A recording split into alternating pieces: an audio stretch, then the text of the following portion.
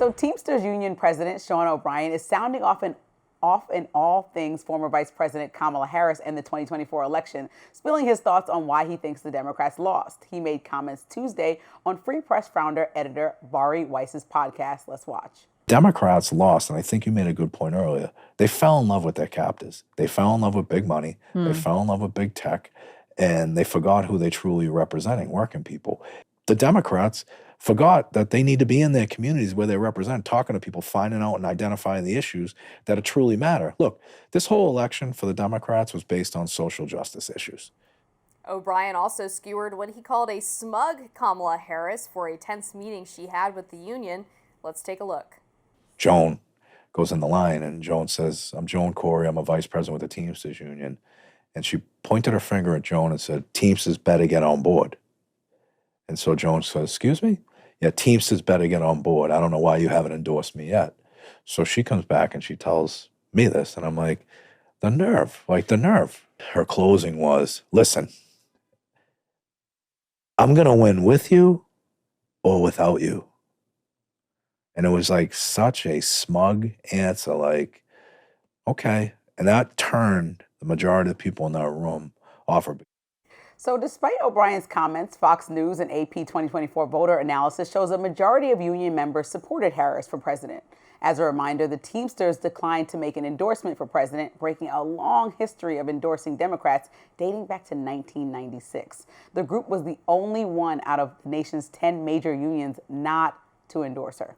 And that was on the heels of a survey of its members where they found that the majority supported Trump. And so instead of endorsing Trump, they decided just to not endorse anybody, which was still a break in tradition of unions typically endorsing Democrats. But I think the importance of what it showed was really a split between union leadership and the voting members. And I'd be interested to see the breakdown of voting in the 2024 election from, let's say, manufacturing or auto worker unions versus unions writ large, because those numbers, of course, include teachers' unions, which are sort of a different animal than what we're talking about with people in Detroit and Kenosha and Milwaukee. Right. And I think, the Teamsters feel abandoned, and they're emphasizing that. This is the common theme about the complaint with the Democratic Party. So received, and hopefully the Democratic Party should have received that.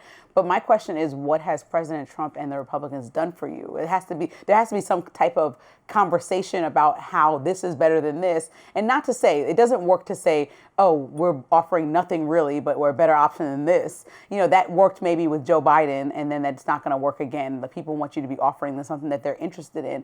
But when I looked at Trump's history, he kind of had an all-out assault on unions' rights from 2016. I mean, he stripped away for protections with a 60% rise for the Department of Rank and File Veteran Affairs, so they weren't able to move around in the way that they would before when they had Democrats supporting them. He targeted freedoms and workplace issues, so when there was a complaint, they had less opportunities to make those freely without risking getting fired or worried about training and overtime, telework, and all those kind of things. So he didn't really make it easier for unions. He also cut, I think, $1.5 trillion, which is he actually gave $1.5 trillion to the rich, which robbed money from the workplace when he tried to first institute those tax cuts. And so people felt like the union should have got more money for benefits and opportunities that protect workers. And he made this big promise in 2016 that he was going to protect unions and workers, but I don't know that he lived up to it even in his first term. So you have an exact example of him not doing what I think he was supposed to do. And we talk about the AFL-CIO, which is a huge union that usually does support Democrats. This is a quote from this AFL-CIO president. In his first term as president, Donald Trump was a disaster for workers and our union. The Trump Project 2025 agenda lays out his plan to turbocharge his anti-worker policies, eliminate or control unions, and eviscerate labor laws and worker contracts. So if you said 9 out of 10 unions still went for Democrats and this one Teamsters did not, what is the conversation that they're looking for to happen from Republicans is all I want to know, is what is being offered that's a better option. And not endorsing somebody is perfectly fine with me. Yeah, and again, I would just go back to the fact that a lot of the rank and file have very different feelings about politics than the union leadership. And, my dad was in a union for his entire career, and this was something that was a common theme where the people that he was in the shop with had very different politics than the people who were making the endorsements, and they would send out magazines with Hillary Clinton's face on it, even though most the guys that he was working with on the job on a daily basis ended up supporting Donald Trump. But I think some of the things that the Trump administration and Republicans will be running on are things like getting rid of EV mandates, which have proven to be a huge issue for auto workers because those plants have found that the EV market has basically been tapped out at this point. It's leveled off. And so all of this investment that they've been making in EVs has caused them to diminish profits. He'll also certainly talk about the USMCA, which was a huge improvement from NAFTA, which led to a lot of jobs being shipped overseas, as well as the tariff policy, which is aimed at reshoring American manufacturing, as well as deregulation of the corporate environment and particularly energy, because energy inputs are one of the most expensive aspects for any business. So having American energy dominance and independence is a huge selling point, I think, for anyone working in a manufacturing job.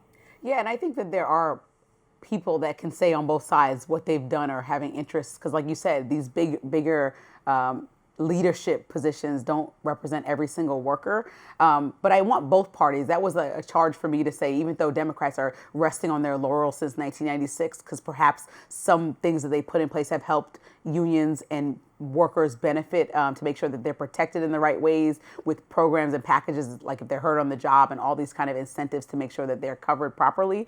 I do think that that doesn't mean that because one party failed you, you should endorse another party or just go back to the same old, same old. I think unions should call people to task on both sides of the aisle and tell them exactly what they're looking for. Because for some people, it may be making sure that they have better insurance in a union job. And for other people, it might be, okay, making sure that we have these EV mandates updated to a standard that allows me to continue working as somebody who works at General Motors. And so I think there's a nuanced conversation that needs to be had with just making sure that people feel seen. Like we're speaking for all of the union workers, which is a lot of the country. Right. And it's like you said 9 or 10 people that are leaders like, okay, this is what we're going to do. It's almost like the situation with the Washington Post not endorsing a president anymore and saying that they're going to stop doing that. You know, that is a similar change of tide where people are like, well, this kind of speaks, even though it's the board, it speaks for the paper, and maybe it's time to stop doing things the way that we used to do things. I think that's the resounding message, at least for the Democratic Party, and what they should take away from this interview. And your point about nuance is well taken, because I think the move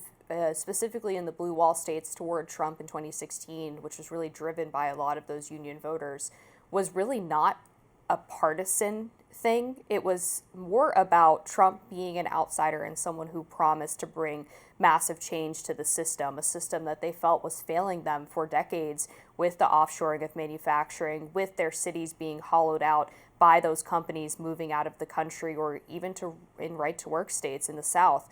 And Trump was not just a Republican to them, he was someone who was a disruptor. And that, I think, is what they really voted for. Right. So I think we're going to be watching this a lot more, especially with the midterms coming up and the next election. But it'll be interesting to see if they Teamsters kind of keep the stance of like, well, no one's representing us, or if they jump back in the game with a new party, with Elon Musk's party, with any party that's available. They could go libertarian like Robbie, or they could go back to the Democratic side. Something tells me Elon Musk is not going to be a union voter champion, but we shall see. All right. Health and Human Services Secretary RFK Jr. is dealing a huge blow to mRNA vaccines. We have all the details next. We'll be right back.